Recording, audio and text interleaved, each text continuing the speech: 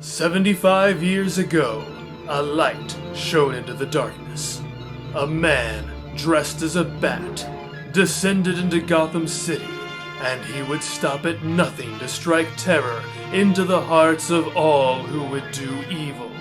No time for that. Don't forget I've got a date. He is fear incarnate, I have a nice little package for you. a brilliant fighter,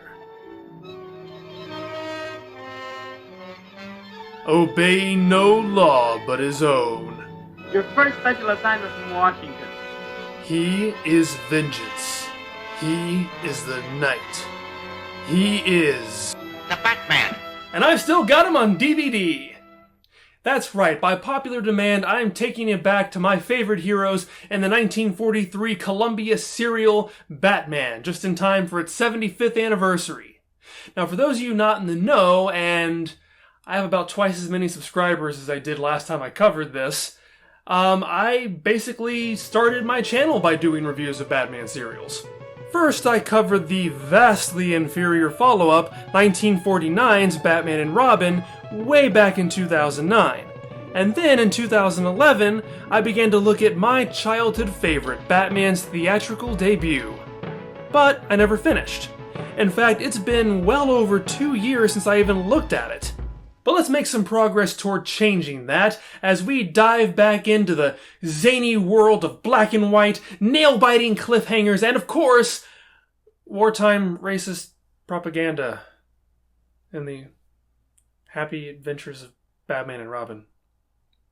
Oh, and as part of an ongoing series, you might want to check out the previous installments so you know what's going on. But I know what you guys want for me to get the whole black and white filter thing going on, but first, oh my god, check out this t-shirt. Isn't this t-shirt flippin' awesome? This might be my favorite Dragon Ball shirt I've ever owned, because you never see Dragon Ball merch depicting this era. Not only that, but now I get to match my friend, Uncanny Megan, so I love this shirt. Alright, without further ado, black and white. See, after all this time, it's still the same shirt. Chapter 13! If you remember from 2016, we last left Batman attempting to rescue Linda. Trouble was, she was being held in the highly flammable oily rags warehouse that manufactures nothing but oily rags that all the bad guys brought lit cigarettes to. And I'd almost be inclined to believe that this was the evil plan all along, but then again, this was the 40s.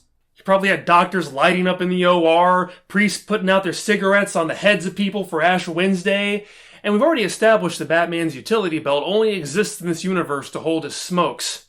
So, naturally, a fire breaks out, and Batman's in trouble. How does he get out of this one?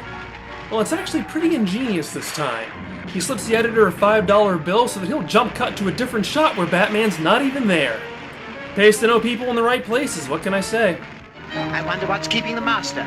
Oh, gee, I don't know. Maybe he's being burned alive. You act as if he's late meeting you for lunch, Alfred.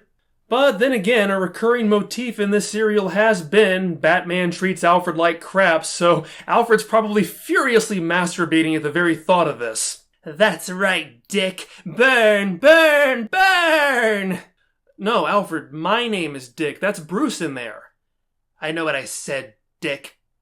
You know the tension is building to the end of the serial because, from this point on, there are no more Bruce and Dick hang out at the mansion scenes. Going forward, they are almost exclusively Batman and Robin, on a never-ending crusade to put an end to Daka's reign of terror, or at least severe vandalism. So, Batman breaks into another police box and phones Captain Arnold to check up on how the police have handled the Sphinx Club. And by handled, I mean they've already forgotten all about it. They question the drunken lowlifes who hang around there about Bernie, but since they all claim they never heard of him, the police just went, well, we've done all we can, guess we'll never find this Bernie, let's go back and smoke some more poison cigarettes that were personally delivered to the station by a man named Bernie. Excuse me, Doc. God, if only we could find this Bernie. Batman realizes that he can only count on himself to get the job done. Well, unless it's the end of a chapter, then he's fairly likely to suffer a severe beating at the hands of middle-aged men in suits. Since he's only 4 minutes into the chapter, he figures he'll be fine.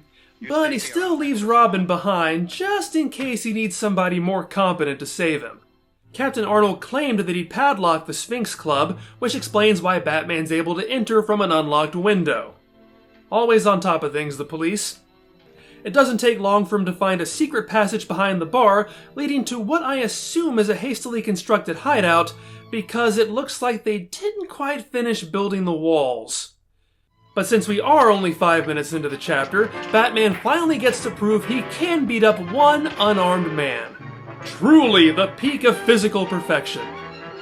Batman and Robin take Bernie back to the Bat's cave, but no amount of moose knuckle from Batman's underpants can get Bernie to talk. So they leave, and that's the end of that scene. Anyway, Daka and Fletcher are working on their new radium cannon, which is totally going to be used at some point, and not just be a dangling plot thread that's never addressed, when Preston and zombie Uncle Martin arrive. Now, Uncle Martin may be a mindless zombie with no free will to take independent action of his own, but he's a gentleman, by God! So of course, he takes his hat off when entering a room. Preston reports on Batman's death by fire. Daka, unable to stomach any more disappointment, has entered the denial phase by convincing himself that he and his men aren't incompetent, but that Batman is an organization, and each chapter they're managing to kill off one Batman only for another to take his place. But just then, Wallace arrives with Linda. Welcome to my humble abode, Miss Please. A Jap! Okay, that's not very nice to say, but she has just been kidnapped. Maybe we can cut her a little bit of slack. A Jap! Shh, no, we don't say things like that anymore. Sorry about that, folks. Let me just, switch over to the VHS version, the censored one. A Jap! It's the one instance where they didn't cut that out. Please to say Nipponese. That is the courteous way of addressing one of the future rulers of the world. See, they couldn't leave it out. It just wouldn't have worked any other way. I mean, you couldn't have done... Welcome to my humble abode, Miss Please. Foreigner whose culture I respect equally to my own. Please to say Nipponese. See, it just doesn't work.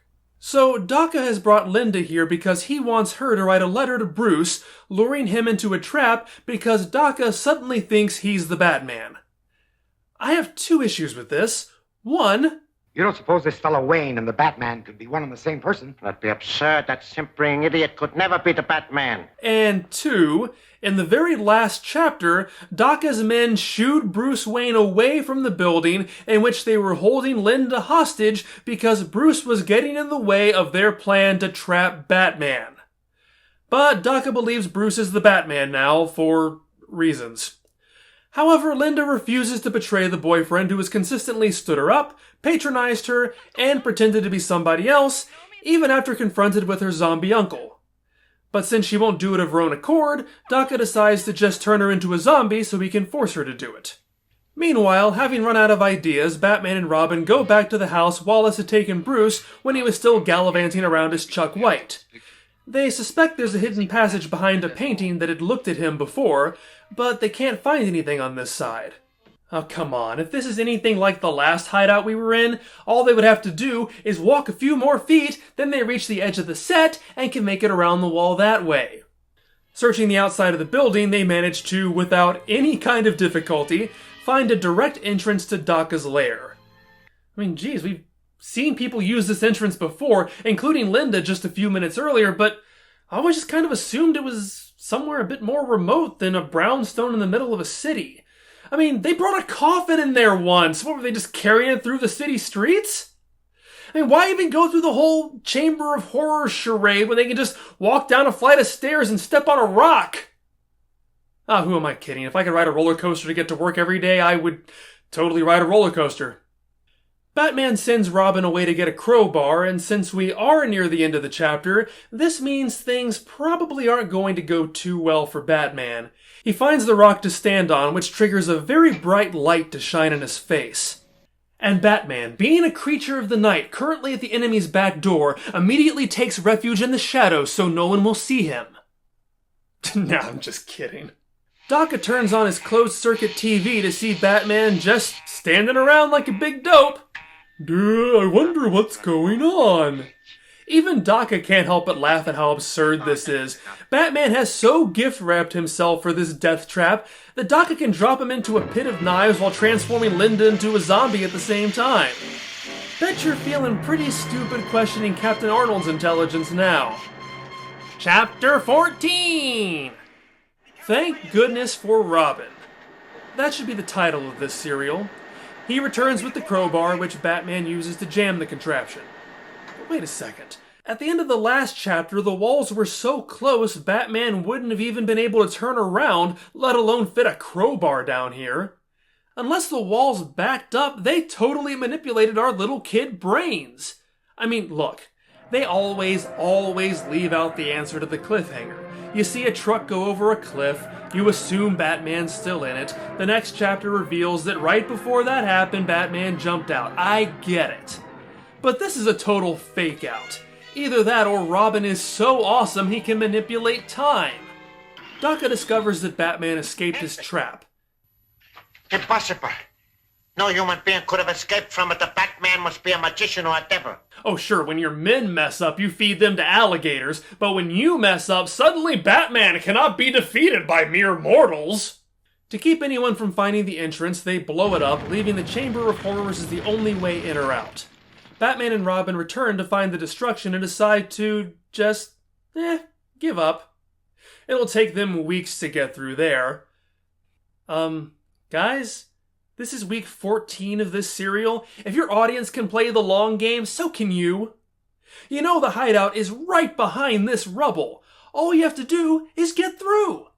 Even if we are to assume that 1943 Batman doesn't have the same level of tech as his modern-day counterpart, and considering this Batman doesn't even have a Batmobile, that's probably a fair assumption to make. Aren't you guys government agents? Send in the G-Men! Send in the army! Send in that guy with the backhoe! But all arguments of logic aside, there is a very palpable sense that Batman and Robin are closing in on the enemy. They're holed up in their hideout. And as a kid, this had me on the edge of my seat. Well, they won't come in here out of here again. Anyhow. Hey, Mr. Director, you want to do another take of that? What do you think this is, The Wizard of Oz? The production budget only has $20 to get us through the rest of the day. Move on! Batman and Robin head back to the car, but are spotted by Burke and Klein, who just happen to be wandering around. So they get in their car and head them off. Oh, I thought you were Batman. I saw you get in this car. But Batman is a man who wears a mask, and you are a man not wearing a mask, therefore you must not be him. I'm so sorry. Batman punishes this stupidity by hunting them down right then and there. And I don't care if you thought this serial was corny up until now. It is really exciting to hear the music swell just before Bruce and Dick begin changing back into Batman and Robin, seeing them run the car off the road, and then finally winning an extended fist fight. Except that Alfred accidentally beats Batman with a chain. Okay, you know what? That's awesome too.